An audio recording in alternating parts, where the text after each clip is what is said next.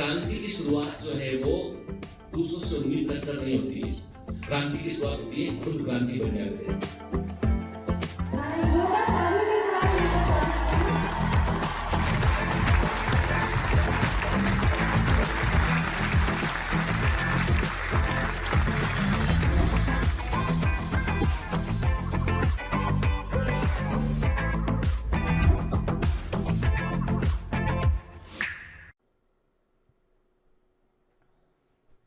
Hello commandos, welcome to biomentors classes online. I am doctor Jitendra Singh और बेटा हम पढ़ रहे हैं प्लांट किंगडम। और प्लांट किंगडम में हम एल्गी कंप्लीट कर चुके हैं, ब्रायोफाइटा कंप्लीट कर चुके हैं। हम ब्रायोफाइटा में हमने कुछ इंफॉर्मेशन एनसीईआरटी के बाहर का भी देखा। टेरिडोफाइटा पिछली क्लास में हमने एज पर एनसीईआरटी कवर कर लिया था, लेकिन मैंने आपसे कहा था बेटा टेरिडोफाइटा में हमको थोड़ा सा जो है वो स्लेजिनला के बारे में और थोड़ा सा फर्न के बारे में जानना पड़ेगा, जो between the lines of NCERT आप समझ लीजिए, ताकि कि हम जो है वो सेफर साइड पहुंच जाए। अदरवाइज क्या होगा कि जो एनसीईआरटी में लिखा है उस इंफॉर्मेशन के आधार पर आपसे फर्न में स्लेजिना में कभी क्वेश्चन कर लेते हैं, थोड़ा सा डीप जाके क्वेश्चन कर लेते हैं, तो उसे सॉल्व करने में दिक्कत हो सकती है। तो वो दिक्कत हमें ना हो इसके लिए हम कुछ इंपॉर्टेंट पॉइंट, यानी मैं बहुत डिटेल में आपको नहीं पढ़ाऊंगा, लेकिन इंपॉर्टेंट पॉइंट जो है वो हमको दिमाग में रखने हैं बेटा। तो एक बार सुन लीजिए इस लेक्चर को, एक बार ध्यान से, कुछ बड़े इंफेसिस देने वाले पॉइंट उनको हम दिमाग में रखते हैं। ठीक है, क्लियर? चलिए, तो आज के लेक्चर में हम क्या देखने वाले हैं बेटा? आज के लेक्चर में हम बात करेंगे टेरिडोफाइटा में थोड़ा सा डिटेल में जाके स्लेजिला के बारे में बात करेंगे, फर्न के बारे में बात करेंगे के।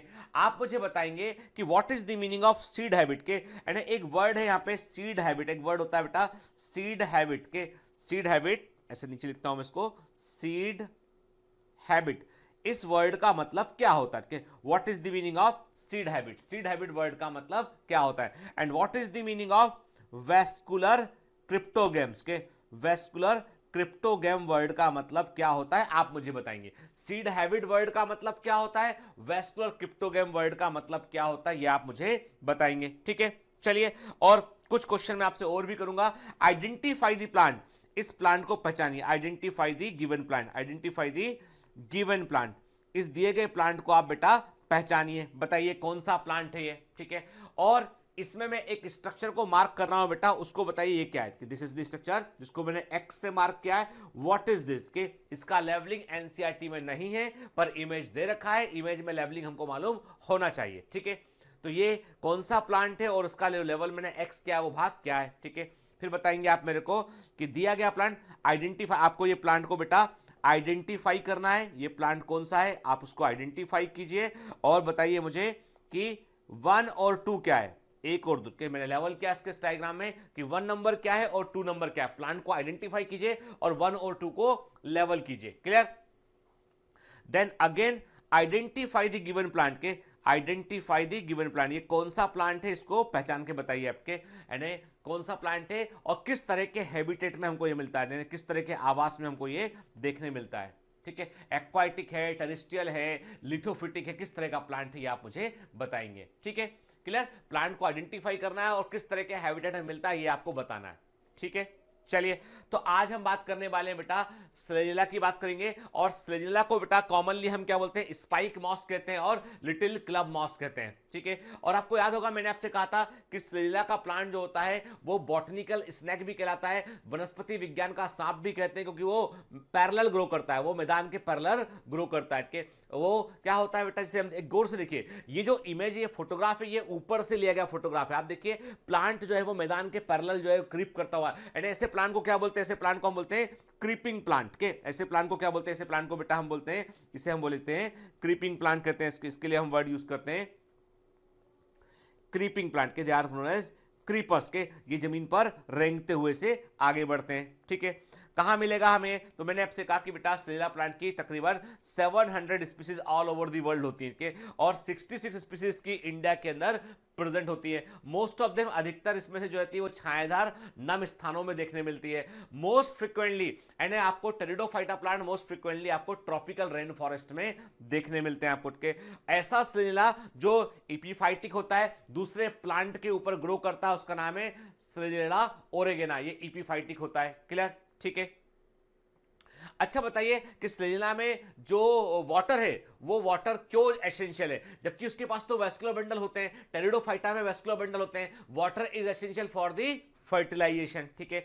फिर मैंने आपसे कहा था बेटा कुछ स्लेजिला की प्रजातियां, जैसे कि स्लेजिला रूपेस्टिस की बात की थी पिछली क्लास में हमने, ये जीरोफिटिक होती है। जब ड्राई कंडीशन होती है तो ये कॉइल्ड होकर बॉल के समान हो जाते हैं। फेवरेबल कंडीशन में ये अब वाटर को लेकर फिर से ओपन होकर ग्रीन आते हैं, और ऐसे प्लांट को हम रीसरेक्शन प्लांट कहते हैं। याद आया संजीवनी बूटी का फंडा मैंने बताया था, मैंने कहा था आपसे कि शायद से इन चीजों को देखकर लोगों को लगा होगा कि संजीवनी बूटी मृत को जीवित कर सकती है। संजीवनी बूटी जो है उस प्लांट का साइंटिफिक नेम क्या है? स्लेजिला ब्रायोप्टेरिस, ठीक है, क्लियर। तो आप देखिए ये एक तरफ आप देख रहे हैं ड्राई प्लांट, आपको एक तरफ आपको दिखाई पड़ रहा है, ये ड्राई प्लांट दिखाई पड़ रहा है। जब वेट कंडीशन होगी, जब जो है फेवरेबल कंडीशन होगी, वेट कंडीशन होगी, तो ये ग्रीन हो गया, बाकायदा खिल गया है। अदरवाइज तो क्या था, सूखे एक गोल गोल के समान जो है गेंद के समान गोल हमें दिखाई पड़ रहा था, ठीक है, क्लियर। अब स्लेजिला की हम जब मॉर्फोलॉजी की बात करते हैं तो मोस्टली स्लेजिला प्लांट क्या होते हैं? पेरिनियल हर्ब होते हैं, बहुवार्षिक शाकी पौधे होते हैं। मेन प्लांट बॉडी इनकी स्पोरोफाइटिक होती है। जब स्पोरोफाइटिक बॉडी होती है इसका मतलब क्या होता है? मेन प्लांट बॉडी डिप्लॉयड होती है और वो म्यूसिस के बाद स्पोर को प्रोड्यूस करती है, ठीक है। मॉर्फोलॉजी की बात करें हम तो इस प्लांट में आपको ग्रेट वेरिएशन इन मॉर्फोलॉजी देखने मिलता है। कई तरह के प्लांट आपको देखने मिलते हैं, लेकिन मोस्ट कॉमनली जो स्लेजिला प्लांट होते हैं दे आर क्रीपर्स, ये रेंगने वाले होते हैं, इसलिए इनको हम बॉटनिकल स्नेक्स कहते हैं। कॉमन क्वेश्चन है एग्जाम का, ठीक है बेटा, बड़ा कॉमन क्वेश्चन एग्जाम का, किसे हम बॉटनिकल स्नेक्स कहते हैं, ठीक है। देख रहे हैं आप इमेज आपको, तो ये प्लांट क्या होते हैं? ऐसे पैरेलल ग्रो करते हैं, और इसमें जो यूनिक स्ट्रक्चर देखने मिलता है वो क्या होता है? वो होता है इसका rhizophore. Rhizophore is the organ sui generis, याद है आपको? के देखिए सबसे छोटा स्लेजिला क्या होता है? स्लेजिला स्पाइनोसा। कुछ बेटा फैक्चुअल जानकारियां जो दिमाग में रखना है आपको, ठीक है। लॉन्गेस्ट स्लेजिला विल्डेनोवी सबसे लंबा होता है, ठीक है। मोस्ट कॉमन स्लेजिला, सबसे कॉमनली आपको जो देखने मिलता है वो होता है स्लेजिला क्रॉसियाना इज द मोस्ट कॉमन स्लेजिला, ठीक है, क्लियर। स्लेजिला का प्लांट जो होता है रूट स्टेम लीफ और राइजोफोर में डिस्ट्रीब्यूट होता है। किसमें बेटा? रूट स्टेम और लीफ और राइजोफोर में बटा होता है। मेन स्टेम इसका डाइकोटमस ब्रांचिंग को शो करता है, ठीक है। देखिए अब बड़ा इंपॉर्टेंट पॉइंट जो है, अब जो पॉइंट मैं आपको बतला रहा हूं, जिन पॉइंट को मैं आज के लेक्चर में डिस्कस कर रहा हूं, आप कोई भी एमसीक्यू बुक उठाकर देखना, आपको इन पॉइंट पर कई सारे क्वेश्चन मिल जाएंगे आपको, ठीक है। अब प्रश्न ये उठता है कि पहले जिपमर का एग्जाम था, एम्स का एग्जाम था, तो हम लोग उसको डिटेल में पढ़ा करते थे, ठीक है। अभी चूंकि नीट का एग्जाम है और हमको इतना पता है कि इस एग्जाम में नीट के अकॉर्डिंग जो सिलेबस में जो एनसीईआरटी था वो तो हमने कवर कर ही लिया, ठीक है। लेकिन थोड़ा सा बेटा अपने सेफर जोन के लिए, है ना, मतलब क्या होता है ना कि यदि हम अपनी तैयारी को थोड़ा सा अपने जोन से थोड़ा सा जो है आसपास भी कवर कर लेंगे ना, तो उससे हमको एक सेफ्टी नेट मिल जाता है ना, ठीक है। तो इसलिए प्लांट किंगडम में थोड़ा सा आपको लगेगा, क्योंकि देखो जैसे हमने एनिमल किंगडम पढ़ा था, वहां भी हमने केवल एनसीईआरटी के पॉइंट थोड़े ना लिख लेते, हमने उन चीजों को अच्छे से समझा भी था हमने, वैसे यहां पर समझना पड़ता है, ठीक है। मुझे मालूम है बोर लगता है, पर क्या करें यार, मैं भी पढ़ा रहा हूं, आपको पढ़ना पड़ेगा और हमको एग्जाम में अच्छा करना है बेटा, है ना। At the point of branching, जहां से ब्रांचिंग होती है, स्टेम में डाइकोटोमस ब्रांचिंग होती है, वहां से एक लीफलेस, जिसमें लीफ नहीं होती है, कलरलेस, रंग नहीं होता है, सिलेंड्रिकल लॉन्ग स्ट्रक्चर निकलता है, जमीन की ओर ग्रो करता है, इसे राइजोफोर कहते हैं। राइजोफोर जो होता है बेटा केवल और केवल आपको स्लेजिला प्लांट में देखने मिलता है, ये फर्न के अंदर और दूसरे किसी टेरिडोफाइटा में ये नहीं होता है, ठीक है। राइजोफोर में रूट केप नहीं होती है, ये पॉजिटिवली जियोट्रॉफिक होता है, एक्सोजेनस ओरिजिन का होता है। देखो बेटा यदि ये रूट की ब्रांच होती तो इसमें एंडोजेनस ओरिजिन देखने मिलता है हमको, यदि ये रूट की ब्रांच होती, यदि रूट होता है तो इसमें रूट कैप देखने मिलता, तो इसमें रूट कैप नहीं होता है, ठीक है। पॉजिटिव जियोट्रॉफिक होता है ये, ठीक है। तो ये दोनों कह रहे हैं, रूट कैप का ना होना स्टेम का कैरेक्टर है, ठीक है। एक्सोजेनस ओरिजिन का होना स्टेम का कैरेक्टर है, लेकिन पॉजिटिव जियोट्रॉपिक होना, जमीन की ओर बढ़ना, ये रूट का कैरेक्टर है। तो मतलब इसमें कुछ कैरेक्टर रूट के हैं, कुछ कैरेक्टर इसमें स्टेम के होते हैं, ठीक है। देखिए ध्यान से, ये स्टेम हो गया, इसका क्रीपिंग होता है, स्टेम क्या होता है? ये क्रीपिंग या रेंगने वाला क्रीपर स्टेम होता है इसमें। ये आपको माइक्रोफिल, छोटे साइज की पत्तियां देखने मिलती है, याद है ना, आपने एनसीईआरटी के अकॉर्डिंग पढ़ा था हमने कि छोटे साइज की पत्तियां जो होती है उन्हें माइक्रोफिल कहते हैं, बड़े साइज की पत्तियों को मैक्रोफिल या फ्रॉन्ट्स कहते हैं, जो फर्न में देखने मिलती है। फिर ये रूट दिखाई पड़ रही है आपको, और ये है राइजोफोर, जो ब्रांचिंग के जहां से ब्रांचिंग हुआ वहां से एक ब्रांच यहां निकली, एक ब्रांच यहां निकली, वहीं से नीचे की ओर एक हिस्सा निकला, वो है राइजोफोर, ठीक है। याद रखिएगा कि कुछ लोग राइजोफोर को स्टेम मानते थे, कुछ लोग इसको रूट मानते थे, तो इसकी जो मॉर्फोलॉजी वो कंट्रोवर्शियल है, लेकिन सबसे अधिक एक्सेप्टेड जो व्यू है वो है, उस व्यू को देखा बॉबेर और गॉबेल ने 1905 में दिया। इसे बोलते हैं सुई जनरिस हाइपोथेसिस के सबसे एक्सेप्टेड व्यू कि राइजोफोर क्या है, इसको दिया था बोबर और गोबल ने 1905 में। इसे सुई जनरिस हाइपोथेसिस कहते हैं। ऐसा मानते हैं कि इन सेलिला जो राइजोफोर इज ऑर्गन सुई जनरिस, बड़ा कॉमन क्वेश्चन है एग्जाम का। सेलिला में राइजोफोर जो होता है ऑर्गन सुई जनरिस होता है, मतलब यह है कि एक नया स्ट्रक्चर होता है, it is neither root nor shoot के, वेरी वेरी आईएमपी, ठीक है, क्लियर। सेलिला में जो राइजोफोर होता है वो ऑर्गन सुई जनरिस होता है, ये एक नया स्ट्रक्चर होता है, ना तो रूट होता है ना ये शूट होता है, ठीक है। और इसके समान कोई दूसरा स्ट्रक्चर पूरे प्लांट किंगडम में देखने हमको नहीं मिलता है, ठीक है। फिर पत्तियां कैसी होती है इसकी, सेसाइल, मतलब लीफ। नॉर्मली क्या होता है बेटा, एंजियोस्पर्म की लीफ में लीफ पेटियोल होगा, लीफ लैमिना होगी, इसमें लीफ बेस होगा, नॉर्मल पत्ती ऐसी होती है, ठीक है। लेकिन इनकी पत्तियां कैसी होती है, इनकी पत्तियां ऐसी होती है, सिंपल, ठीक है। इनमें लीफ का पेटियोल नहीं होता है, तो हम बोलते हैं सेसाइल, आधारहीन होती है, ठीक है। सिंपल लीफ होती है, माइक्रोफ्लस लीफ होती है, ठीक है। और इनमें ब्रांचिंग, यानी आपको ब्रांचिंग देखने, मिडरिप में ब्रांचिंग देखने नहीं मिलती, अनब्रांच मिडरिप देखने मिलती है, ठीक है।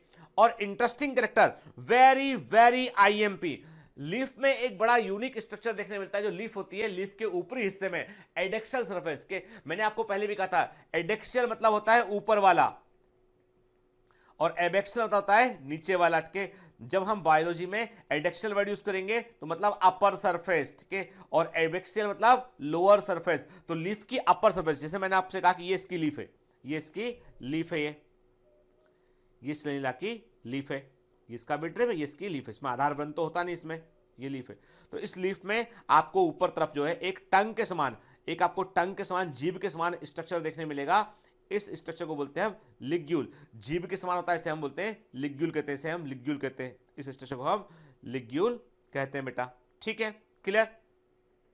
तो लिग्यूलेट लीफ, अब क्वेश्चन सिंपल सा है कि किस पौधे में आपको लिग्यूलेट लीफ देखने मिलेगी, तो हम बोलेंगे लिग्यूलेट लीफ जो होती है, मतलब लिग्यूल युक्त लीफ आपको सेलिला प्लांट में देखने मिलती है, ठीक है। तो एक अपर सरफेस पर एक membranes tongue like small structure देखने मिलता है, उसे हम लिग्यूल कहते हैं, ठीक है, क्लियर। और लिग्यूल जो होता है, यदि हम उसके स्ट्रक्चर को देखें, लिग्यूल के स्ट्रक्चर को देखें हम, तो समझ लीजिए कि मैंने जहां लिखा है वहां पे मैंने जो है लिख दिया है, तो अभी मैं बोल रहा हूं, सुन लीजिए।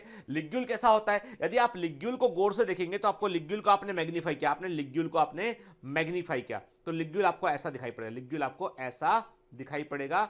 इसके निचले हिस्से में आपको यहाँ पे कॉम्पैक्टली अरेंज कुछ सेल दिखाई पड़ेंगी, यहां पर आपको कॉम्पैक्टली अरेंज कुछ सेल दिखाई पड़ेंगी जो एक शीट से, कवर से घिरी होंगी है, ठीक है, एक कवर से घिरी होंगी, ठीक है। हम क्या बोलते हैं बेटा, जो लिग्यूल का जो बेसल भाग होता है वो हेमीस्फेरिकल होता है और एक शीट से घिरा होता है, इस भाग को बोलते हैं हम ग्लासोपोडियम। इसके लिए वर्ड यूज करते हैं हम ग्लासोपोडियम बोलते हैं, ठीक है। तो याद रखना, कई बार एग्जाम में ऐसे वर्ड आ जाते हैं, तो इन वर्ड को देख के घबराना बिल्कुल भी नहीं है, हमने सब पढ़ा हुआ है, ये दिमाग में रखना है कि एवरीथिंग, हम हर चीज हमने अच्छे से पढ़ा हुआ है। तो लिग्यूल का जो आधारी हिस्सा होता है, निचला हिस्सा होता है, वहां पर हेमीस्फेरिकल आपको हिस्सा देखने मिलता है, वहां पे जो है विशेष प्रकार की कोशिकाएं होती है जो उसको इस हिस्से को बनाती है, उन सेल्स को, उस हिस्से को हम बोलते हैं ग्लासोपोडियम बोलते हैं। और जो कवर इसके आसपास होता है उसे ग्लासोपोडियम शीथ कहते हैं, उसे ग्लासोपोडियम शीथ कहते हैं, ठीक है। तो आप ये सेलिला प्लांट को देख रहे हैं, उसकी लीफ देख रहे हैं, लीफ में आधार नहीं होता है बेटा, इसमें लीफ पेटियोल नहीं होता है, सिंपली वो स्टेम से जुड़ी होती है, तो ये सेसाइल लीफ होती है, ठीक है। देखिए माइक्रोफ्लस लीफ है जो अल्टरनेट सीक्वेंस में अरेंज होती है, क्लियर, ठीक है। आप देख लीजिए स्ट्रक्चर को जिसकी मैं बात करके, ये आपको दिखाई पड़ रहा है, लिग्यूल दिखाई पड़ रहा है बेटा। और लिग्यूल का काम क्या होता है, लिग्यूल का काम होता है कि ये यंग बर्ड, जब एक नई लीफ निकल रही होती है, बर्ड कंडीशन होती है, तो लिग्यूल उसकी सुरक्षा करता है, उसको प्रोटेक्शन प्रोवाइड करता है, सूखने से उसे बचाता है, वाटर को स्टोर करता है और सूखने से उसको ये बचाता है। तो आप देख रहे हैं कि ये हम देख रहे हैं किसको, ये लीफ नहीं है बेटा, ये क्या देख रहे हो आप, ये पूरा का पूरा देख रहे हैं, ये दिखाई पड़ रहा है आपको, ये है लिग्यूल, ये लिग्यूल है।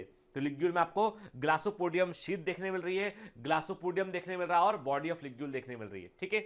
तो अब यहां पर कुछ बड़े इंपॉर्टेंट है, आपसे मैं आपके दिमाग में चल रहा होगा कि सर इतना हम याद कैसे रखेंगे, तो बेटा इतना मत याद रखो, कुछ इंपॉर्टेंट चीजें तो याद रखो। जैसे number 1, what is organ sui जनरिस, राइजोफोर इन सेलिला, ठीक है। Neither root nor shoot. ठीक है, आपको याद रखना है ये किसमें लिग्यूलेट लीफ देखने मिलती है, सेलेनिया में। किसमें, लीफ में ग्लासोपोडियम होता है, तो वास्तव में सेलेनिया की लीफ में लिग्यूल होता है, लिग्यूल के नीचे ग्लासोपोडियम होता है। ग्लासोपोडियम का संबंध किस स्ट्रक्चर से, सेलेनिया की लीफ के लिग्यूल से। ठीक है ना। तो छोटी छोटी बातें ऐसे याद रखना है, क्योंकि एग्जाम में क्वेश्चन ऐसे ही तो पूछा जाएगा। ठीक है, फिर अब एक बात और है, जो तना होता है उसमें अब थोड़ा सा हमें एक एनाटॉमी का फीचर भी यहां याद रखना है कि जो स्टेम होता है, स्टेम में जो एंडोडर्मिस के, अब देखो स्टेम की एनाटॉमी एकदम दिमाग में रहना चाहिए। हमने अच्छे से पढ़ा हुआ है प्लांट एनाटॉमी में, सबसे बाहर होता है एपिडर्मिस, उसके बाहर अंदर होता है फिर हाइपोडर्मिस, फिर होता है जनरल कॉर्टेक्स, फिर होता है एंडोडर्मिस, और एंडोडर्मिस से घिरा हुआ होता है स्टील। स्टील में क्या होता है बेटा, स्टील में होता है, आप देखते हो पेरिसाइकल होता है, और क्या होता है, पित्त होता है, पित्रे होता है, और वेस्कुलोबेंडा होते हैं, और पेरिसाइकल होता है। तो जो एंडोडर्मिस से घिरा हुआ सेंट्रल सिलिंड्रिकल पार्ट होता है उसे क्या बोलते हैं, हम स्टील कहते हैं। ठीक है, तो वास्तव में जो स्टेम जो तना होता है उसमें एंडोडर्मिस कैसी होती है, अब नॉर्मली हमने पढ़ा हुआ है एंजियोस्पर्म के अंदर। अब देखो इसीलिए मैं प्लांट किंगडम बाद में पढ़ाता हूं, क्योंकि जब तक आपको एनाटॉमी नहीं मालूम है, मॉर्फोलॉजी नहीं मालूम है, you can not study plant kingdom alone. ठीक है, आपको उसके पहले पहले कुछ चीजों की जानकारी होना जरूरी है। जैसे हमने पढ़ा है कि एंजियोस्पर्म में जो एंडोडर्मिस होती है उसमें कैस्परिन स्ट्रिप होती है, याद है ना आपको, याद है कि नहीं, कि कौन सा केमिकल जमा होता बताइए, चलिए कैस्परिन स्ट्रिप में कौन सा केमिकल जमा होता बताएंगे। फिर endodermis single layered of parenchyma cell से बनी होती है। अब यहां पर जो सेलेनिया प्लांट है उसमें एंडोडर्मिस कैसी होती है, एंडोडर्मिस होती है ट्रेविकुलेटेड के। जब भी कभी ये वर्ड आएगा ट्रेविकुलेटेड एंडोडर्मिस, तो दिमाग में रखना इसका मतलब ये है कि एंडोडर्मिस की सेल्स जो होती है वो एयर चैम्बर बना रही है, कि वो इस प्रकार से अरेंज है कि उसके बीच में एयर कैविटीज प्रेजेंट है, और ये होता है ट्रेविकुलेटेड एंडोडर्मिस। ये केवल और केवल हमको सेलेनिया प्लांट में देखने मिलता है। ठीक है, स्टेम की एंडोडर्मिस में, stem endodermis made up of specialised radially elongated cells called trabeculae, so it is called trabeculated endodermis. के तो ये की फीचर है, ये जितने पॉइंट बता रहा हूं ये ही एग्जाम में, देखो बेटा एग्जामिनर आपसे क्वेश्चन करेगा यदि नीट में सेलेनिया पे, तो क्या क्वेश्चन करेगा, जो उसका यूनिक फीचर होगा वो पूछेगा। अदरवाइज जनरल फीचर तो सारे टेरिडोफाइटा में एक समान है, यूनिक फीचर होगा वही पूछेगा, और यूनिक फीचर इसमें क्या है, वो है ट्रेबिकुलेटेड एंडोडर्मिस। ठीक है, इसमें ट्रेबिकुली में आपको एयर स्पेस, ट्रेबिकुल के बीच में एयर स्पेस देखने मिलता है। ठीक है, देख लेते हैं, देखो ये बाहर एपिडर्मिस है, ये कॉर्टेक्स है, और ये जो हिस्सा है ये क्या बेटा, कॉर्टेक्स का ये जो हिस्सा है ये है ट्रेबिकुलेटेड एंडोडर्मिस के। यानी कायदे में इसको पूरा सर्कुलर स्फेरिकल लेयर में होना चाहिए था, लेकिन ये कैसे, ये और ये रेडियली अरेंज है ये, और इसके बीच में एयर कैविटी, यहाँ पे क्या है ये एयर, ये क्या है, ये है एयर स्पेस, ये क्या है, ये एयर स्पेस प्रेजेंट है इसमें। ठीक है, और ये जो देख रहे हैं सेल्स, जो थ्रेड के समान सेल दिखाई पड़ रही है, ये क्या है, ये एंडोडर्मिस सेल है, ट्रेबिक, जिनको हम क्या बोल रहे हैं, जिनको हम ट्रेबिकुली बोल रहे हैं। तो ट्रेबिकुलेटेड एंडोडर्मिस कहां देखने मिलती है हमको, ट्रेबिकुली वाली एंडोडर्मिस देखने मिलती है हमको सेलेनिया के स्टेम में देखने मिलती है। ठीक है, अंदर आप स्टील देख रहे हो, स्टील जो है वो सेंट्रल सिलिंड्रिकल पोर्शन होता है, और इंटरेस्टिंग बात ये कि सेलेनिया का तना होता है, जो सेलेनिया प्लांट का तना होता है वो डाई स्टीलिक होता है, उसमें दो स्टील आपको देखने मिलती है, डाई स्टीलिक होता है, उसमें दो स्टील हमको देखने मिलती है। अब स्टील क्या होता है, स्टील कोई लोहा नहीं होता, स्टील क्या होता है, central cylindrical part of stem, जिसमें जाइलम, फ्लोएम, और जिसमें वेस्कुलर बंडल्स और पिथरेज और पेरिसाइकल पाया जाता है। यहां पर क्या होता है, यहां पर हमको जो है क्या देखने मिलता है, यहां पर हमको जो है वो सेंट्रल सिलिंड्रिकल पार्ट स्टेम का देखने मिलेगा, उसे हम स्टील बोलेंगे। ये जो स्टील होती है ये प्रीमिटिव टाइप की स्टील होती है, इसमें बीचों बीच पिथ नहीं होता है, तो इसको बोलते हैं हम प्रोटो स्टील कहते हैं। याद आया, ये सब कुछ एनाटॉमी में डिस्कस किया हुआ है।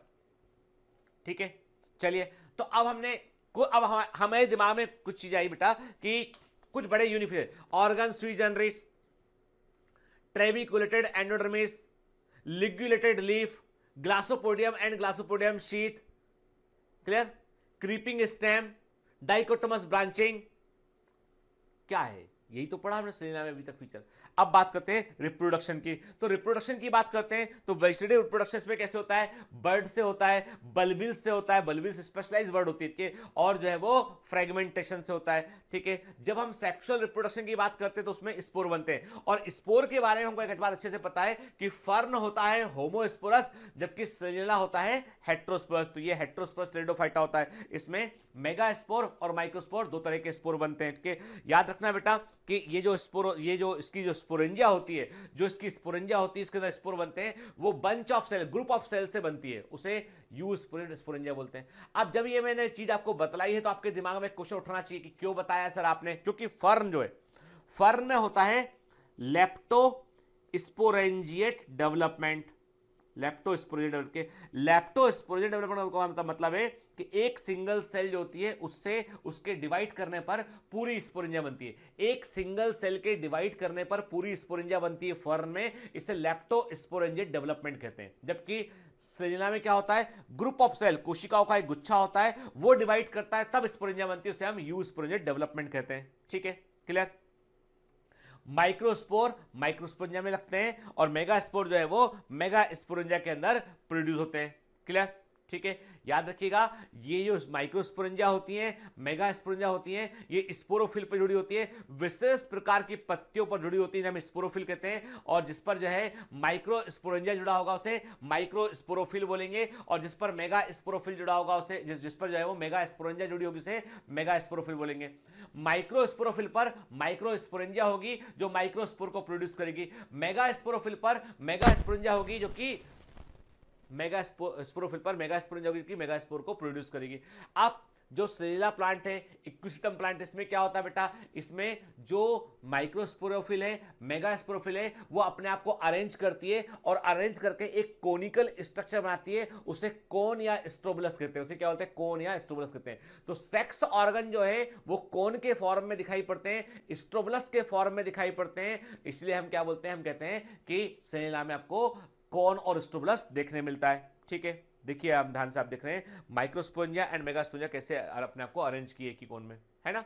ठीक है, ये आप स्पोरोफिल देख रहे हैं, उसके ऊपर आपको स्पोरेंजियम ये दिखाई पड़ रहा है। ठीक है, clear.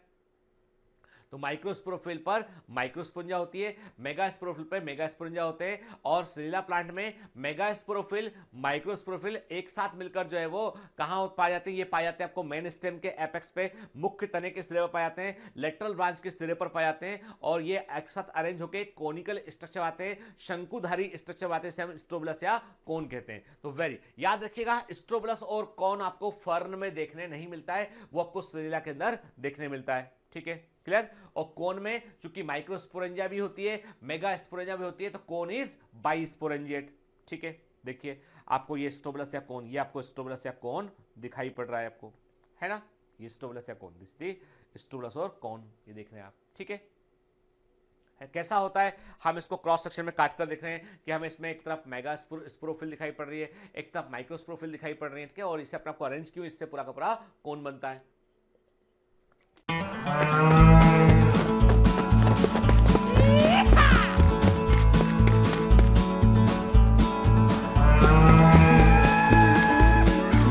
Hi, sorry to disturb you in between lecture. But it's important to inform you. You should download Biomentors app from Google Play Store. We need your support, so please take subscription to become an official commando of Biomentors. Bye bye.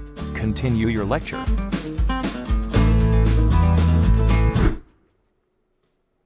ठीक है, चलिए, spores are the first cell of the gametophytic generation, बिल्कुल सही बात है। Spore जो होते हैं वो गैमेटोफाइटिक पीढ़ी की प्रथम कोशिका होते हैं, और याद रखना बेटा कि माइक्रोस्पोर जो होते हैं वो क्या करते हैं बेटा, माइक्रोस्पोर जो है वो मेल गैमेटोफाइट को प्रोड्यूस करते हैं, और मेगास्पोर फीमेल गैमेटोफाइट को प्रोड्यूस करते हैं।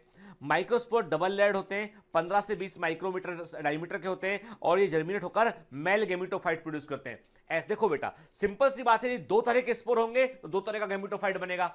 मतलब फर्न जो होता है, फर्न में मेल और फीमेल गैमेटोफाइट अलग अलग नहीं बनता है, जबकि स्लेजिना में मेल गैमेटोफाइट अलग बनता है, फीमेल गैमेटोफाइट अलग बनता है। फर्न का जो गैमेटोफाइट होता है वो हार्ट शेप होता है, उसे हम प्रोथेलस कहते हैं। याद है आपको के, यहां पर आपको मेल और फीमेल गैमेटोफाइट अलग अलग देखने मिलेंगे।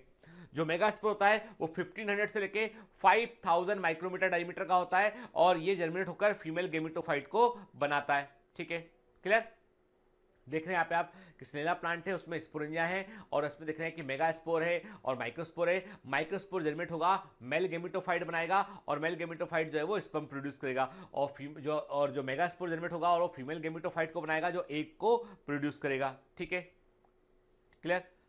अब जब भी स्पोर बाहर निकलते हैं, बड़े ध्यान से बात सुनेगा, क्योंकि देखिए अब ये पूरी जो चीज मैं बता रहा हूं आपको, ये इसमें आपको थोड़ा सा सीक्वेंस का अभाव इसलिए समझ में आएगा क्योंकि मैंने केवल आपसे इंपॉर्टेंट पॉइंट इसके डिस्कस कर रहा हूं।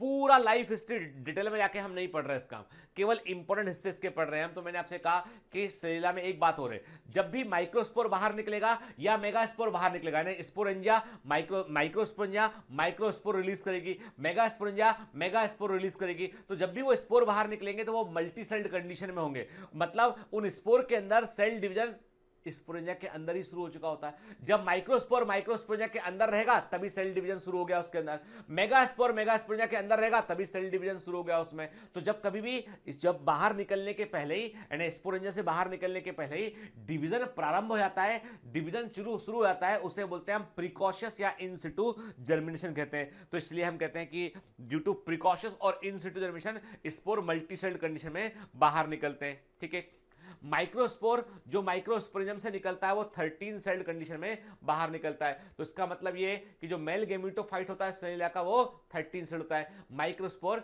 जब माइक्रोस्पोरेंजियम से बाहर निकलता है तो वो 13 सेल स्टेज का होता है। तो सेलिला का जो मेल गेमेटोफाइट होता है वो 13 कोशिका 13 सेल वाला होता है। और ये 13 सेल क्या होती है, एक इसमें प्रोथेलियल सेल होती है, 4 प्राइमरी एंड्रोगोनल सेल होती है, 8 इसमें जैकेट सेल होती है। एक्चुअली होता क्या है, इस तरह का होता है, एक्चुअली इस तरह का होता है कि मैंने आपसे कहा कि इसमें क्या हुआ बेटा, इसमें जो है आपको ऐसे कि ये 4 हो गई है, 4 प्राइमरी एंड ये प्राइमरी एंड्रोगोनल सेल 4 हो गई है इसमें, ठीक है ना। और ये जो है हमने आपसे कहा कि ये जो 8 है, ये मैंने आपसे कहा कि जो है बाकी जो 8 है आपकी, ये 8 क्या हो गई आपकी, 1 2 3 4 5 6 7 8 हो गई आपकी ये जैकेट सेल के। और एक होती है इसमें, एक इसमें होती है प्रोथेलियल सेल, एक इसमें होती है प्रोथेलियल सेल। हमने कहा कि ये है प्रोथेलियल सेल, ठीक है, एक हमको प्रोथेलियल सेल दिखाई पड़ती है। ठीक है, तो यहां पर आपको क्या हो रहा है कि जो मेल गेमेटोफाइट है सेलिला का वो 13 सेल होता है, एक प्रोथेलियल सेल, 4 प्राइमरी एंड्रोगोनल सेल और 8 जैकेट सेल होती है। जैकेट सेल चारों ओर से कवर कर रही होती है। फिर याद रखिएगा जो प्राइमरी एंड्रोगोनल सेल संख्या में 4 होती हैं, वो प्राइमरी एंड्रोगोनल सेल माइटोसिस करती हैं, डिवाइड करती हैं, और डिवाइड कर कर वो एंड्रोसाइट बनाती है। और एंड्रोसाइट अपने आप को जो है मेटामॉर्फोसिस में भाग लेते हैं और फाइनली 128 से लेके 256 मेल गैमेट या एंथ्रोजॉइड को वो प्रोड्यूस करते हैं। हर एक एंथ्रोजॉइड में 2 फ्लैजिला होते हैं और वो स्पिंडल शेप का होता है। कैसा होता है, याद रखिए फिनेरिया का जो एंथ्रोजॉइड था वो सिकल शेप था, फिनेरिया का जो एंथ्रोजॉइड था वो सिकल शेप था, ठीक है। जबकि जो सेलिला है इसका जो मेलगेमेटोफाइट होता है वो, जो उसका मेलगेमेटा एंथ्रोजॉइड होता है वो होता है स्पिंडल शेप होता है, ये स्पिंडल शेप है। तो 120 हेड से लेके जो है वो आपके 256 तक जो है आपको एंथ्रोजॉइड एक देखने मिलते हैं जो एक माइक्रोस्पोर से बनते हैं। एक माइक्रोस्पोर जो होता है, जब मेल गेमेटोफाइट होता है उसमें 4 प्राइमरी एंड्रोगोनल सेल होती है। ये प्राइमरी एंड्रोगोनल सेल कई बार डिवाइड करती हैं और एंड्रोसाइट सेल को बनाती है, और वो एंड्रोसाइट सेल मेटामॉर्फोसिस में भाग लेके मेल गेमेट बनाती है। और इन मेल गेमेट को हम एंथ्रोजॉइड कहते हैं, जो बाई फ्लैजिलेट और स्पिंडल शेप होते हैं। और ये केमिकल को ढूंढते हुए पानी में आगे बढ़ते हैं और they get attracted by the fumaric acid and malic acid. और ये फ्यूमेरिक एसिड और मैलिक एसिड कहां मिलेगा हमको, आर्किगोनिया में मिलेगा हमको, ठीक है। स्पिंडल शेप्ड बाइफ्लैजेट एंथ्रोजॉइड होते हैं और ये मेल गैमेट जो है वाटर के अंदर रिलीज कर दिए जाते हैं, ठीक है। जब फीमेल गैमेटोफाइट की बात करते हैं तो मेगास्पोर जर्मिनेट होकर फीमेल गैमेटोफाइट को प्रोड्यूस करता है, और मेगास्पोर का जो जर्मिनेशन होता है वो मेगास्पोरिज्म के अंदर ही प्रारंभ हो जाता है, इसलिए मल्टीसेल्ड कंडीशन में ये बाहर निकलते हैं। याद रखिएगा जो फीमेल गैमेटोफाइट होता है उसके 2 हिस्से होते हैं। एक हिस्सा उसका जो होता है वो एक अपर पार्ट जो होता है वो सेलुलर पार्ट होता है, और निचला वाला भाग उसका स्टोरेज टिश्यू होता है। मतलब जो फीमेल गैमेटोफाइट होता है उस फीमेल गैमेटोफाइट में एक हिस्सा ऊपर का हिस्सा होता है जो कि वास्तव में सेलुलर हिस्सा होता है, ठीक है, और दूसरा नीचे का हिस्सा जो होता है वो स्टोरेज हिस्सा होता है, स्टोरेज फूड इसमें स्टोर रहता है, ठीक है। जो सेलुलर हिस्सा होता है उस सेलुलर हिस्से में हमको आर्किगोनिया देखने मिलती है। Upper part of female gametophyte का ऊपरी हिस्सा जो होता है, जो कोशिकी हिस्सा होता है, वो वास्तव में एक्चुअल फीमेल गैमेटोफाइट होता है, क्योंकि वहां पर कई सारी आर्किगोनिया पाई जाती हैं, और ये आर्किगोनिया जो होते हैं वो फीमेल सेक्स ऑर्गन होता है। याद रखिएगा फीमेल गैमेटोफाइट में आपको कई सारी आर्किगोनिया देखने मिलती है। ये आर्किगोनिया फीमेल गैमेटोफाइट के ऊपरी हिस्से में जो सेलुलर पार्ट होता है उसमें धसी हुई होती है, एम्बेडेड होती है, धसी हुई होती है उसमें, ठीक है, क्लियर। और फीमेल गेमेटोफाइट जो होता है ये स्पोरोफाइट पर डिपेंडेंट नहीं होता है, ये ग्रीन होता है, फोटोसिंथेटिक होता है, तो अपने आप को अपना पोषण ये खुद कर सकता है। मतलब ये है कि टेरिडोफाइटा में कोई भी किसी पर डिपेंडेंट नहीं, गेमेटोफाइट स्पोरोफाइट पर या स्पोरोफाइट गेमेटोफाइट पर डिपेंडेंट नहीं होता है बेटा, ठीक है। आर्किगोनिया जो होता है, अब इस देखो मैंने पहले भी कहा था कि आर्किगोनिया के बारे में हमको याद रखना है कि आर्किगोनिया का रिट्रोग्रेसिव डेवलपमेंट होता है। फ्यूनेरिया के अंदर जो है वो 6 से लेकर 18 नेक कैनाल सेल आर्किगोनिया में प्रेजेंट थी। यहां पर आर्किगोनिया धसी हुई होती है, एमलेट टाइप की होती है, और इसमें केवल आपको एक नेक कैनाल सेल देखने मिलती है। एक वेंट्रल क्लास होती है और साथ में एक इसमें एग होता है, वन इसमें एग होता है, एक इसमें एग होता है, ठीक है। इसमें 8 नेक सेल, एक नेक कैनाल सेल, एक वेंट्रल कैनाल सेल और एक एग आपको देखने मिलता है, ठीक है। फीमेल गेमेटोफाइट बनने के बाद जमीन पे नीचे गिर जाता है और फिर मेल गेमेट उसको देखो, ये है फीमेल गेमेटोफाइट, ठीक है। ये बनने के बाद जमीन पर गिर जाएगा। मेल गेमेट आर्किगोनिया में, अब आर्किगोनिया में क्या होगा, जब आर्किगोनिया को मेल गेमेट को अट्रैक्ट करना होगा, जब आर्किगोनिया मैच्योर हो जाएगी तो उसकी वेंट्रल कैनाल सेल और नेक कैनाल सेल डिस्ट्रॉय होकर जो है वो म्यूसिलेज बनाएंगी, नष्ट हो जाएंगी, और वो डिस्ट्रॉय होने के बाद म्यूसिलेज बनाएंगी और उस म्यूसिलेज में फ्यूमेरिक एसिड और मैलिक एसिड होगा और वो मेल गेमेट को अट्रैक्ट करेगा। तो कीमोटैक्टिक मूवमेंट हमको देखने मिलेगा यहाँ पे, ठीक है। फर्टिलाइजेशन के लिए वाटर इज एसेंशियल, तो it takes place in the presence of water, zoidogamy होती है यहाँ पे, ठीक है बेटा, ठीक है। फर्टिलाइजेशन के पहले नेक कैनाल सेल और वेंट्रल कैनाल सेल डीजनरेट हो जाती है और ये म्यूसिलेज को बनाती है, ठीक है। और इस म्यूसिलेज में मैलिक एसिड और फ्यूमेरिक एसिड होता है जो कि एंथोजॉइड को अट्रैक्ट करता है, कीमोटैक्सिस हमको देखने मिलती है, ठीक है। एंथोजॉइड फ्यूज होकर क्या बनाते हैं, डिप्लॉइड जाइगोट बनाते हैं, ठीक है। और zygote is the first cell of the sporophytic generation. Zygote sporophytic पीढ़ी की प्रथम कोशिका होती है, क्लियर। देखिए आप है ना कैसे होता है, तो मैंने आपसे क्या कहा। और देखो जब जाइगोट बनेगा, जाइगोट कहां बनेगा, जाइगोट बनेगा आर्किगोनिया में, जब एक फर्टिलाइज जाएगा। तो अब ये आर्किगोनिया कहां प्रेजेंट है, आर्किगोनिया फीमेल गेमेटोफाइट के अंदर प्रेजेंट है। और फीमेल गेमेटोफाइट में क्या होता है, निचले हिस्से में फूड स्टोर होता है, याद है स्टोरेज पार्ट था। जब जाइगोट डेवलप होगा तो जाइगोट को नरिशमेंट की, न्यूट्रिशन की जरूरत पड़ेगी, नरिशमेंट की जरूरत पड़ेगी। तो वो नरिशमेंट कहां से मिलेगा उसको, उस फीमेल गेमेटोफाइट के स्टोरेज वाले पार्ट से मिलेगा। तो डेवलपिंग जाइगोट जो होता है उसको धक्का दिएगा, डेवलप होते जाइगोट को नीचे की ओर धक्का देंगे ताकि वो फूड को ले सके, निचले हिस्से से स्टोरेज पोर्शन से फूड को वो ले सके। इसको बोलते हैं हम endoscopic development of zygote. Zygote का या एम्ब्रियो का एंडोस्कोपिक डेवलपमेंट का मतलब है कि जाइगोट को और या डेवलपिंग एम्ब्रियो को हम जो है वो फूड की ओर धक्का दें। और फूड कहां होता है, फीमेल गेमेटोफाइट के निचले हिस्से में प्रेजेंट रहता है। आप देखिए ये आप फीमेल गेमेटोफाइट देख रहे हैं, पहला इमेज ये फीमेल गेमेटोफाइट देख रहे हैं, इसमें ये स्टोरेज वाला पार्ट है, स्टार्च स्टोरेज में। ये आपको आर्किगोनिया दिखाई पड़ रहे हैं बेटा, है ना, एक दिखाई पड़ रहा है। जब फर्टिलाइजेशन हुआ उसके बाद क्या हुआ, जाइगोट बना, यहाँ पे जाइगोट से स्पोरोफाइट बना। तो अब देख रहे हैं जब स्पोरोफाइट बन रहा है तो ये फूड कहां से ले रहा है, ये रिजर्व वाले हिस्से से फूड ले रहा है। स्पोरोफाइट का ये ऐसे डेवलपमेंट होता है। जैसे हमारे एंजियोस्पर्म प्लांट में क्या होता है, कॉटिलिडन्स होते हैं, एंडोस्पर्म होता है ना, यहाँ पे ये फूड काम कर रहा है, ठीक है, क्लियर। तो लाइफ हिस्ट्री हमने एक प्रकार से हमने देखा कि सेलिना में किस प्रकार से रिप्रोडक्शन होता है, किस प्रकार से प्लांट बनता है, क्लियर बेटा, ठीक है।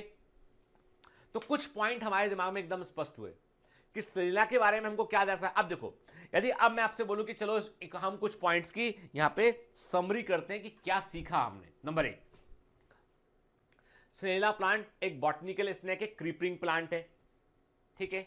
दूसरा ये सेलिना क्रॉसियाना सबसे कॉमन स्पीसीज है, सबसे कॉमन देखने मिलता है। तीसरा ये है कि सेलिना प्लांट ट्रॉपिकल रेनफॉरेस्ट में कॉमनली देखने मिलते हैं। चौथा ये है कि इन प्लांट में जो स्टेम होता है वो डाइस्टिलिक 2 स्टील शो करता है।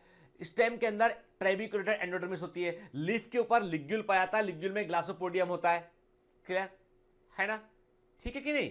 फिर इसमें आपको राइजोफोर देखने मिलता है जो ऑर्गन स्यू जनरिस है। इसमें कौन होते हैं, स्टोबलस होते हैं, स्टोबलस में मेगास्पोरोफिल और माइक्रोस्पोरोफिल अरेंज होती है दोनों। बाई स्पोरेट कौन होते हैं, क्लियर, ठीक है। फिर जो मेल गेमेटोफाइट होता है वो 13 सेल होता है। फीमेल गेमेटोफाइट न्यूट्रिशन में इंडिपेंडेंट होता है, स्पोरोफाइट पे डिपेंडेंट नहीं होता है ना।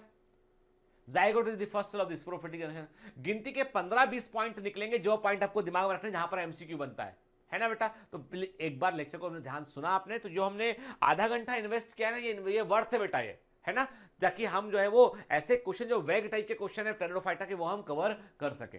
चलिए अब बात करते हैं फर्न के ऊपर कि फर्न क्या होता है।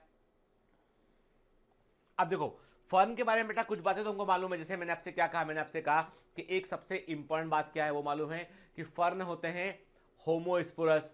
फर्न में जो है लीफ होती है बड़े साइज की, इसको हम फ्रॉन्ट्स कहते हैं, कंपाउंड लीफ होती है। फर्न का तना होता है अंडरग्राउंड। ऐसी कई बातें तो हम ऑलरेडी जो है वो लेक्चर के दौरान जो है वो समझ चुके थे। पिछले क्लास में हम जब एनसीईआरटी के अकॉर्डिंग हम पढ़ रहे थे ना, वहां भी फर्न का कई बार जिक्र हुआ था। ठीक है, देखिए ये आपको दिखाई पड़ रहे हैं फर्न प्लांट दिखाई पड़ रहे हैं। आप देख रहे हैं ना कि आपको ट्रॉपिकल रेन फॉरेस्ट में बड़ी संख्या में आपको फर्न प्लांट देखने से मिल सकते हैं। ठीक है, क्लियर। फर्न की तकरीबन 150 जेनरा होते हैं, 1500 स्पीसीज होती हैं, और सबसे कॉमन जीनस इसके होते हैं वो ड्रायोप्टेरिस होता है, टेरिस होता है, नेफ्रोलेपिस होता है और एडियंटम होता है। और एडियंटम को कॉमनली क्या बोलते हैं हम? वॉकिंग फर्न कहते हैं बेटा। ठीक है, और ये भी छायादार नम स्थानों में हमको देखने मिलते हैं। ठीक है, और सबसे कॉमन ड्रायोप्टेरिस जो होता है, जो ड्रायोप्टेरिस फिलिक्स मॉस जो होता है, जो जिस फर्न की हम बात यहां पे कर रहे हैं वो है ड्रायोप्टेरिस फिलिक्स मॉस। ठीक है, ये इसका कॉमन नेम होता है, इसका कॉमन नेम होता है बेटा मेल शील्ड फर्न के। तो इसे कॉमनली हम मेल शील्ड फर्न भी, ड्रायोप्टेरिस फिलिक्स मॉस को हम मेल शील्ड फर्न भी कहते हैं। ठीक है, स्पोरोफिटिक प्लांट होता है, मतलब मेन जनरेशन इसकी स्पोरोफिटिक 2n होती है जो स्पोर को प्रोड्यूस करती है। ट्रू रूट, स्टेम और लीफ होते हैं इसमें के, याद रखिएगा। स्टेम इसका अंडरग्राउंड होता है, इसको हम राइजोम कहते हैं। फर्न में तना भूमिगत होता है, अंडरग्राउंड होता है, इसको हम राइजोम कहते हैं। ठीक है, और याद रखिएगा स्टेम शॉर्ट होता है और अन ब्रांच होता है। यहां पे ब्रांचिंग देखने स्टेम में आपको नहीं मिलती है। क्लियर। स्टेम ऑब्लिकली जमीन में ग्रो करता है, एक हिस्सा इसका थोड़ा सा बाहर निकला होता है। मतलब जैसे मैंने आपसे कहा कि ये सॉइल है, ये मैंने कहा आपसे ये सॉइल लेयर है। ठीक है, तो फर्न का जो तना होगा ना वैसे ग्रो करता है ऑब्लिक, एक हिस्सा थोड़ा सा इसका बाहर निकला उसके, और यहाँ से इसी लीफ निकलती है इसमें से। ठीक है, ऑब्लिक ग्रो करता है जमीन में। राइजोम जो होता है, जो अंडरग्राउंड स्टेम है राइजोम होता है, वो 15 सेंटीमीटर लेंथ का होता है, 3 सेंटीमीटर वो डायमीटर का होता है। एक सिंगल पिरामिडिकल मेरिस्टेमेटिक सेल होती है जो डिवाइड करती है, उससे पूरा का पूरा स्टेम ग्रो करता है पेट के। और फर्न में आपको, फर्न के स्टेम में, राइजोम में आपको लेटरल ब्रांचिंग देखने नहीं मिलती है, याद रखिएगा। ठीक है, फिर इसकी पत्तियों को, लीव्स को हम फ्रॉन्ट्स कहते हैं। बड़े साइज की मैक्रोफिल, बड़ी साइज की पत्तियां होती है। तो ये 1 से लेकर 3 फीट लंबी पिन्नेटली कंपाउंड लीफ होती है, और इनकी लीफलेट को क्या बोलते हैं हम? पिन्नी कहते हैं। कि जैसे मैंने आपसे कहा कि ये लीफ होती है, ये बड़ी सी एक लीफ होती है, इसमें ऐसे जो लीफलेट लगे होते हैं उनको क्या बोलते हैं हम? पिन्नी कहते हैं उन्हें हम। ठीक है, क्लियर। और ये सब जिस जहां पे जुड़ी होती है पिन्नी उसे हम एक्सेस कहते हैं, उसे कहते हैं एक्सेस के। मतलब बेटा ये हो गया पिन्नी, ये हो गया पिन्नी हो गया ये। ठीक है, और ये हो गया इसका रैकिस हो गया, इसे एक्सिस या रैकिस हो गया। ये जो बीच वाला हिस्सा जो होता है उसे रैकिस कहते हैं। तो पेटियोल, रैकिस और occasionally the larger vein of the pinnae are covered by the multicellular flat multicellular hairs known as the ramenta. अब बड़ा कॉमन क्वेश्चन जो फर्न में बनता है कि फर्न में रेमेंटा क्या होता है? Ramenta is nothing, it's hair like structure, white hair like structure होते हैं जो कि लीफ को, जब लीफ जो है वो बर्ड कंडीशन में होती है तो लीफ को प्रोटेक्शन प्रोवाइड करते हैं। तो रेमेंटा क्या होते हैं? ये फ्लैट मल्टीसेलुलर हेयर होते हैं जो कि लीफ को प्रोटेक्शन प्रोवाइड करते हैं। ठीक है, देखिए ये आप फर्न की लीफ को देख रहे हैं आप। तो फर्न की लीफ में अब आप देखो, मैं आपको बताता हूं रैकिस क्या होता है बेटा, समझो। एक बार सुन लेंगे, कोई बुराई थोड़ी ना बेटा, यहां पे है ना। ये रैकिस है, ये पिन्नी या पिन्ना है। ठीक है ना।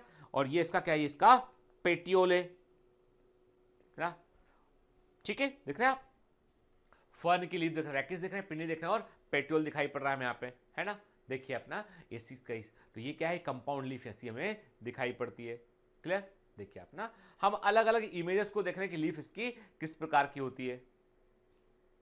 ठीक है, अब रेमेंटा आपको दिख रहा है बेटा, यहां पे जो लीफ है कि इस लीफ को प्रोटेक्शन देने के लिए यहां पे क्या है? यहां पे आप देख रहे हो, ये आपको फ्लैट आपको दिखाई पड़ रहा है, आपको ये फ्लैट, ये आपको ऐसे हेयर दिख रहा है आपको। देखो व्हाइट आपको जो है हेयर्स दिखाई पड़ रहे हैं, यही हेयर्स हैं रेमेंटा, यही है रेमेंटा, जो कि बर्ड कंडीशन में जब लीफ कॉइल कंडीशन होती है तो लीफ की ये प्रोटेक्शन या सुरक्षा प्रदान करते हैं। तो रेमेंटा फर्न में लीफ जो है, लीफ पेटियोल, लीफ की जो कंपाउंड लीफ होती है उसको वो प्रोटेक्शन प्रोवाइड करते हैं। ठीक है, क्लियर।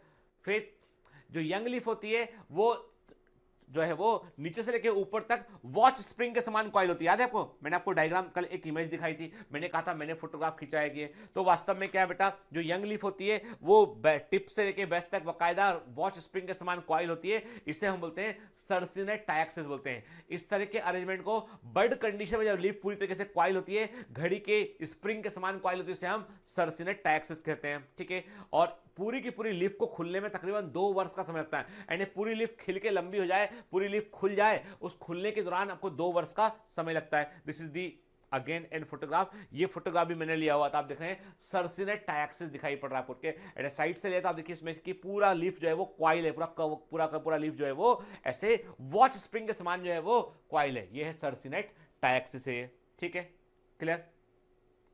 अब फर्न के रिप्रोडक्टिव ऑर्गन की बात करते हैं हम, तो फर्न जो है वो 2 प्रकार से रिप्रोड्यूस करता है, वेजिटेटिव रिप्रोडक्शन और सेक्सुअल रिप्रोडक्शन के। तो वेजिटेटिव रिप्रोडक्शन में फ्रेगमेंटेशन होता है, इसमें बल्बिल से होता है, और कुछ मामलों में आपको स्टोलेंस और रनर से भी देखने मिलता है। अब ये स्टोलेंस रनर क्या होते हैं, ये ऑलरेडी मॉर्फोलॉजी में हम डिस्कस किया हुआ मिनट के, तो ये जो होते हैं, तो मैंने आपसे कहा कि स्टोलेंस, रनर, बल्बिल्स और फ्रेगमेंटेशन से हमको वेजिटेटिव रिप्रोडक्शन देखने मिलता है। अब जो सबसे इंपॉर्टेंट बात है वो है बेटा यहाँ पे स्पोर फॉर्मेशन। मैंने आपसे कहा था फर्न होता है होमोस्पोरस, फर्न में सारे स्पोर एक समान बनते हैं, फर्न में अलग अलग मेल और फीमेल गेमेटोफाइट नहीं होता है, फर्न में माइक्रोस्पोर और मेगास्पोर हमको देखने नहीं मिलते हैं, ठीक है। फर्न में आपको 2 प्रकार की लीफ देखने मिलेंगी, एक लीफ वो होंगी जिनमें जो है वो स्पोरेंजा जुड़ी होंगी, उन्हें हम बोलेंगे स्पोरोफिल बोलेंगे। ऐसी लीफ जिनमें स्पोरेंजा जुड़ी होती हैं, फर्टाइल लीफ होती हैं, जो स्पोर्स को प्रोड्यूस करती हैं, उन्हें स्पोरोफिल कहते हैं। और ऐसी लीफ जिनमें स्पोरेंजा नहीं जुड़ी होती उन्हें हम ट्रोपोफिल्स कहते हैं। तो ट्रोपोफिल्स वो लीफ है जिनमें स्पोरेंजा नहीं जुड़े होते हैं, और स्पोरोफिल वे लीफ है जिनमें स्पोरेंजा जुड़े होते हैं, ठीक है। ये हम फर्न का स्पोर देख रहे हैं। सारे फर्न के स्पोर एक समान होते हैं because it is an homosporous plant, ठीक है। The spore always develops in a small kidney shaped patches, के स्पोर हमेशा, मैंने आपको बताया था पिछली क्लास में कि स्पोर हमेशा गुच्छे में बनते हैं, बंच में बनते हैं। इस बंच को हम सोराई बोलते हैं, क्या बोलते हैं, सोराई कहते हैं, सोरस कहते हैं सबके, तो याद रखना बेटा। तो फर्न में क्वेश्चन ये एग्जाम का जो एमसीक्यू है कि फर्न में सोराई क्या होता है, तो फर्न में सोराई जो होते हैं they are basically patches of the sporangia के। तो फर्न में जो स्पोर होते हैं वो वास्तव में जो है वो बड़ी ग्रुप में बंच में बनते हैं, ना सोराई कहते हैं यहाँ पे हम, ठीक है। Each sori contains a large number of stalked sporangia, हर एक सोराई के अंदर बड़ी संख्या में आधारयुक्त स्पोरेंजा होती हैं जो प्लासेंटा से निकलती हुई दिखाई पड़ती हैं, आपको प्लासेंटा से निकलती हुई आपको दिखाई पड़ती हैं वो, ठीक है। हर एक सोराई, अब देखो जो सोराई का जो बंच पूरी की पूरी सोराई होती है उसकी सुरक्षा करने के लिए एक स्केल होता है, एक स्केली स्ट्रक्चर होता है, उसको हम इंड्यूसियम कहते हैं। तो हमें जो दिमाग में रखना है, जो बात जो एमसीक्यू के पॉइंट ऑफ याद रखना है कि what is the function of indusium के। नंबर 1, इंडूसियम आपको फर्न में देखने मिलता है। इंडूसियम क्या करता है, ये किडनी शेप का आउट ग्रोथ होता है, एक स्केल जैसा होता है, सल्क के समान होता है, जो कि सोराई की सुरक्षा प्रदान करता है, और ये प्लासेंटा से निकलता हुआ दिखाई पड़ता है। छतरी समझ लीजिए आपके कि एक प्रकार से अम्ब्रेला के समान है जो कि सोरस की सुरक्षा करता है। चलिए इमेज देखते हैं हम यहाँ पे, ये आपको दिखाई पड़ रहे हैं सोराई, दिख रहे हैं आपके पूरे के पूरे बंच गुच्छे में, इससे नहीं, ये स्पोरेंजा का गुच्छा है, इसमें स्पोर बनेंगे ऐसे बंच में, ठीक है। देखिए आप ना, ये आपको दिखाई पड़े लीफ है, स्पोरोफिल पर जो स्पोरेंजा होती है ऐसे बंच गुच्छे बना के होती है, बंच में होती है, नाम सोराइया सोरस कहते हैं, ठीक है। फिर आपको मैंने कहा था बेटा कि इंडूसियम क्या होता है, देखिए ध्यान से, ये आप देख लो, समझो। अब यहां पे बेटा बड़ा इंपॉर्टेंट ये चीज देखिए कि प्लासेंटा क्या है, प्लासेंटा ये है, ये दिस इज द प्लासेंटा। स्पोरेंजा कहां है, ये दिस इज द स्पोरेंजा, ये स्पोरेंजा है, ठीक है, क्लियर। फिर इंडूसियम कहां है, ठीक है, अभी आप जो बता रहा हूं उसमें फोकस कीजिए, ये है इंडूसियम, छतरी के समान दिखाई पड़ रहा है आपको, है ना, ठीक है। तो दिमाग में रखिए इसको कि इंडूसियम छतरी के समान होता है जो कि स्पोरेंजा को कवर करता है, सुरक्षा प्रदान करता है, ठीक है, इतना ही दिमाग में रखिए, बाकी डायग्राम भूल जाओ उसको जो मैंने बताया कि इंडूसियम क्या। अब देखो कुछ वर्ड जो हमें याद रखने हैं फर्न में, रेमेंटा, इंडूसियम, सोराई, ठीक है ना, जो हमें याद रखने हैं हमेशा, क्लियर, ठीक है। फिर 7 से 8 सोराई जो है वो एक पिन्ना या एक लीफ के एक हिस्सा जिसको हम लीफ पिन्ना बोलते हैं, उसमें 7 से 8 सोराई डेवलप होते हैं। इंडूसियम क्या होता है, अम्ब्रेला शेप होता है, और ये एक कोशिका के बराबर मोटा होता है, और ये सोराई की सुरक्षा प्रोवाइड करता है। जो स्पोरेंजा होती है फर्न की, वो लैप्टो स्पोरेंजियट डेवलपमेंट को शो करती है, एक सिंगल सेल डिवाइड करती है और मल्टी सेल्ड स्पोरेंजा को वो प्रोड्यूस करती है, ठीक है। 48 से लेकर 64 स्पोर जो है वो एक स्पोरेंजियम के अंदर प्रोड्यूस होते हैं बेटा, और स्पोर सभी जो होते हैं हर एक स्पोर में एक न्यूक्लियस होता है, ठीक है। स्पोर, फर्न के स्पोर जो होते हैं वो ड्राई कंडीशन में स्पोरेंजिया बस्ट हो जाती है, और ड्राई कंडीशन में जब स्पोरेंजिया बस्ट हो जाती है और स्पोर को बाहर निकालती है, तो जिस पॉइंट से स्पोर बाहर, पॉइंट को हम स्टोमियम बोलते हैं। स्टोमियम इज द पॉइंट जहां से कि स्पोर बाहर निकलते हैं, ठीक है। देखिए दिस इज द स्टोमियम, हम देखें ये है स्टोमियम, जिससे कि स्पोर बाहर निकलते हुए हमको दिखाई पड़ता है। और ये जो बाहर निकल रहे हैं ये हैं स्पोर, ये स्पोर जो बाहर निकल रहे हैं, ठीक है, क्लियर। और एक मौसम में, एक सीजन में तकरीबन 50 million spores are release by fern plant. सोचिए एक फर्न प्लांट जो है एक मौसम में, एक सीजन में एक फर्न प्लांट जो है तकरीबन 50 मिलियन स्पोर, 50 मिलियन स्पोर को वो रिलीज करता है बाहर, ठीक है। हैप्लॉइड स्पोर जो होते हैं they represent the beginning of the gametophytic generation. चूंकि सारे स्पोर फर्न के एक जैसे होंगे, इसलिए फर्न क्या होता है, वो एक ही समान मेल गैमेटोफाइट को, एक ही समान, नॉट मेल, ना तो मेल ना फीमेल, एक ही समान गैमेटोफाइट को प्रोड्यूस करेगा। मैंने करेक्ट किया, मैंने कहा फर्न में सारे स्पोर एक समान होते हैं, इसलिए वो गैमेटोफाइट को प्रोड्यूस करेगा, जिसे प्रोथेलस बोलेंगे। उसमें मेल और फीमेल पार्ट दोनों पाए जाएंगे उसके अंदर, ठीक है। तो फर्न होमोस्पोरी को शो करता है, ठीक है। स्पोर जर्मिनेट होकर गैमेटोफाइट में आते हैं, और ये गैमेटोफाइट छोटा सा होता है, हार्ट शेप का होता है, इसे हम प्रोथेलस कहते हैं। एनसीईआरटी में भी लिखा है, तो ठीक है। देख रहे हैं आप कि ये जो स्पोर को बाहर निकला और स्पोर जर्मिनेट हुआ, और उससे क्या बना, हार्ट शेप, उससे जो है वो प्रोथेलस बनेगा बेटा, ठीक है ना, क्लियर। फिर प्रोथेलस क्या होता है, flat green dorsiventral isobilaterally symmetrical heart shape होता है, और 1.4 सेंटीमीटर साइज, इतना छोटा है, its size is very small, 1.4 centimetre size का होता है ये है प्रोथेलस। मैग्नीफाई करके देख रहे हैं आपके, है ना। बायोलॉजी की बड़ी अच्छी बुक है, बेंजामिन कमिंस, उससे मैंने फोटोग्राफ लिया है, one of the best book in biology के। तो हम देख रहे हैं कि देखो छोटा सा प्रोथेलस हमको ये दिखाई पड़ रहा है। आपको क्या लगता है जब आपको पढ़ाते हैं ना बेटा, तो उस दौरान हम लोग कैंपबेल की बुक हुआ, बेंजामिन कमिंस हुआ, ऐसी कई सारी बुक्स के अंदर एनसीईआरटी पढ़ने के अलावा हम कई सारी बायोलॉजी की इंटरनेशनल ऑथर की अच्छी बुक्स को हम रेफर करते हैं, उससे कंटेंट निकालते हैं, उसे एनसीईआरटी के साथ मर्ज करते हैं, फिर आपको समझाते हैं इनके।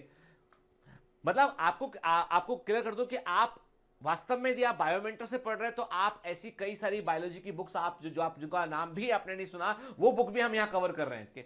फिर हम सारे एमसीक्यू, सारे एग्जाम के एमसीक्यूज भी कवर कर रहे हैं यहां पे हमके। नीट का हमने स्लाइसिंग, नीट को हमने जो है बारीक बारीक बारीक बारीक बारीक बारीक इतने कतरे कर दिए कि नीट का हर हिस्सा जो है हमने अपने पास कर ले लिया। हजारों क्वेश्चन लगा लिए हमने, क्योंकि हमको फोड़ के आना है। मैंने कहा साधारण सेक्शन है, अब की बार मेडिकल कॉलेज में बायोमेंटर से कमांडोज की भर मार के हमें हर कॉलेज के अंदर, एम्स दिल्ली से लेकर तुमको हर कॉलेज के अंदर, मेडिकल कॉलेज में भर भर के बायोमेंटर से कमांडोज चाहिए। मतलब यह होना चाहिए कि हमारा परिवार हर जगह पर होना चाहिए। यही जीत है और यही गुरुदक्षिणा जो आप मुझे देंगे, ठीक है। देखिए ये फर्न का हम प्रोथेलस देख रहे हैं, हार्ट शेप है, छोटा सा स्मॉल सा है, इसमें राइजोइड्स भी आपको दिखाई पड़ रहा है, छोटे से आपको जो है वो हिस्से दिखाई पड़ रहे हैं, जो कि देखो भले ही से ये टेरिडोफाइटा पर इसमें हमको राइजोइड दिखाई पड़ते हैं यहाँ पे, जो न्यूट्रिशन लेने में हेल्प करते हैं, ठीक है। फिर जो रिप्रोडक्टिव ऑर्गन होते हैं वो आर्किगोनिया है और एंथ्रीडिया है इसमें के, और ये फर्न के प्रोथेलस के निचले हिस्से में पाए जाते हैं यहाँ पे के। आर्किगोनिया जो होती है वो फ्लास्क के समान होती है, आधारहीन होती है, और जो है वो प्रोथेलस के कुशनी हिस्से में, जो मल्टीसेल हिस्से में धसी होती है। के शॉर्ट स्लाइडली कर्व नेक होती है, इसमें केवल एक नेक कैनाल सेल होती है, एक एग होता है, एक वेंटर कैनाल सेल होता है। याद रखिएगा फर्न की जो नेक कैनाल सेल होती है वो बाई न्यूक्लिएट होती है, उसमें 2 न्यूक्लियस होते हैं, जबकि सेलिला की नेक कैनाल सेल में एक ही न्यूक्लियस होता है, ठीक है। फिर जो सबसे इंपॉर्टेंट बात है कि जो सेलिला है उसमें जो मेल गैमेट होता है वो बाई फ्लैजिलेट मेल गैमेट होता है, और वो स्पिंडल शेप होता है। कि यहां पर एंथोजॉइड जो होते हैं वो कॉक स्क्रू शेप्ड होते हैं, और उनमें कई सारे सीलिया होते हैं पॉइंट पे के, मतलब ये इस तरह का होता है, जिसका एंथोजॉइड होगा वो इस तरह का होगा,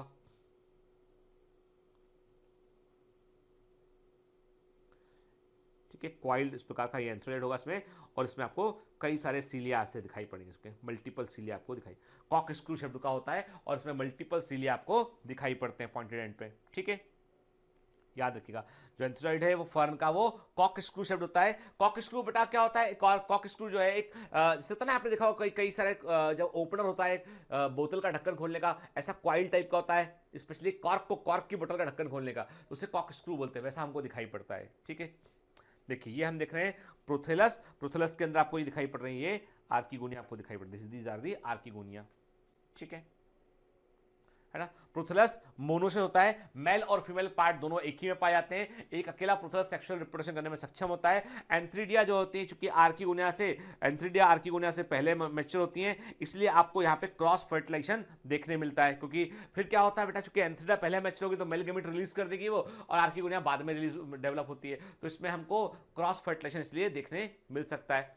वाटर जो है वो एसेंशियल होता है फर्टिलाइजेशन के लिए, तो मेल गैमेट तैरकर फीमेल गैमेट तक पहुंचता है, ठीक है। और आर्किगोनिया में नेक किनाल सेल और वेंट्रल किनाल सेल डिसइंटीग्रेट आती है और वो म्यूसिलस को मारती है, और उस म्यूसिलस में मैलिक एसिड होता है, और उस मैलिक एसिड को पहचान कर मेल गैमेट इस तक पहुंचता है, ठीक है, और फिर फर्टिलाइजेशन होता है।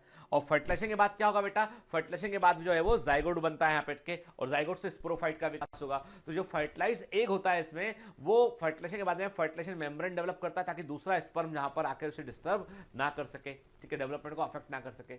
जाइगोट स्पोरोफाइटिक जनरेशन की फर्स्ट सेल होता है, ठीक है। यंग एम्ब्रियो जो होता है इसका, फर्न का, वो उसमें स्टेम के पॉइंट देखने मिलते हैं, कॉटिलिडन देखने मिलता है, रूट और फूट देखने मिलता है, ठीक है। याद रखिएगा, भले ही इसमें कॉटिलिडन प्रेजेंट हो, लेकिन ये एंजियोस्पर्म नहीं होता है, क्योंकि एंजियोस्पर्म जो होता है उसकी कैरेक्टरिस्टिक अलग होते हैं, ठीक है ना। तो यहाँ पे हमने क्या कहा कि यंग एम्ब्रियो में जो है आपको 4 पार्ट देखने मिलते हैं, स्टेम, कॉटिलिडन, रूट और फूट देखने आपको मिलता है, ठीक है।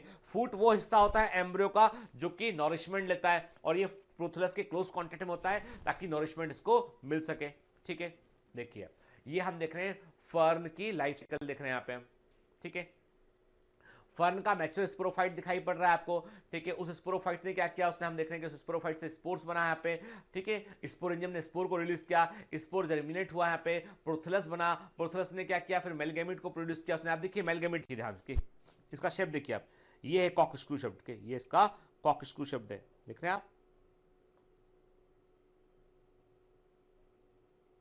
और ये हमें दिखाई पड़ इसमें मल्टीपल सीलिया हमको यहाँ पे दिखाई पड़ के, ये हमें मेल गैमेट इसका दिखाई पड़ रहा है। आर्किगोनिया में उसमें एक है, और उसने इसको फर्टिलाइज किया, और फिर फाइनली स्पोरोफाइट डेवलप होगा, ठीक है, clear.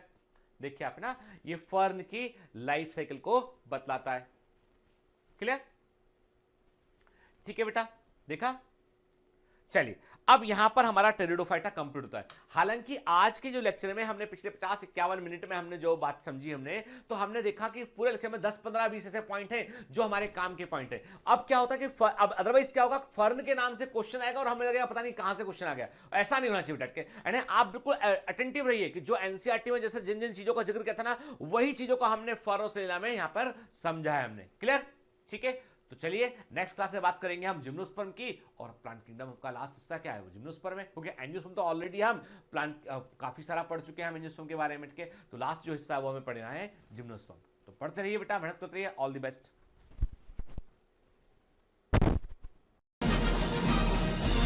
Hi. To become an official commando of Biomentors, join us at www.biomentors.online. Here you can solve daily practice papers, an online test. You can download performance enhancement sheets. You can track your progress. You can interact with other fellow commandos. Join us and prepare yourself. It's a commando training for your success. Download Biomentors online app from Google Play Store.